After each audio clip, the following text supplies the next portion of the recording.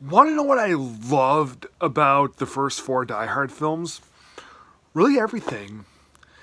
Now, in Die Hard 4, I thought that the motives behind the bad guys were that was kind of a bit of a flaw, but it didn't really diminish the overall value of it by much, just a tiny bit.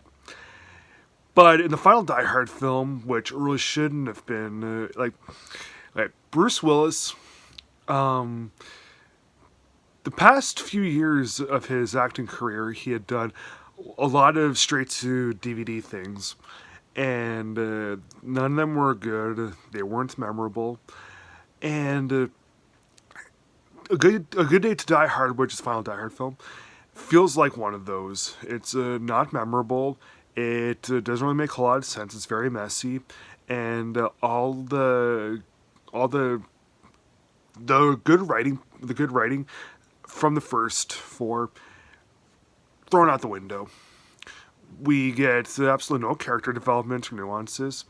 There's we get kind of a good story, but it's very very poorly written. Um, the action sequences in this totally stink, and this okay, if this wasn't a Die Hard film, then I'm sure people this movie it sucks regardless of if Bruce Willis is playing John McClane or not. But I'm sure that if this wasn't a Die Hard film, that it would not have been quite as bashed.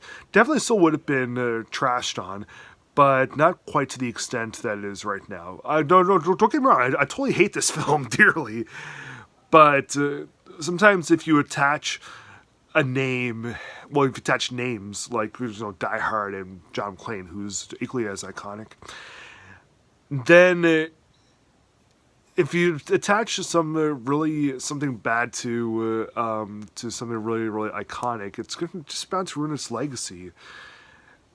This Die Hard number five, really ruins the legacy of the first couple Die Hard films, especially the first Die Hard one, which is really one of the best films ever made in general, I think.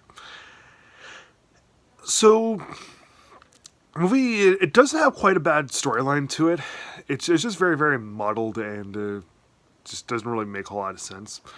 John McClane's son Jack is an undercover CIA guy, and he's in Moscow, and literally all that's memorable about what the storyline's about. McClane tries to save his son in Moscow. His son's a undercover CIA guy. Yeah, the movie, like, okay, I did say that Live Free or Die Hard had like the motives with the bad guys was a little bit iffy. In this one, it's way more iffy with the bad guys. And of course, as I said before, the action sequences in this totally stink. And yeah, there's just about no redeeming qualities in this at all. Well, I say just about because when I rewatched this, because I saw this movie only once back when I was 18, I had decided to give it a rewatch just to see if hindsight is 2020. And yeah, I didn't quite think that it was quite as bad as the first time I saw it, but yeah, this movie is still no good by any means.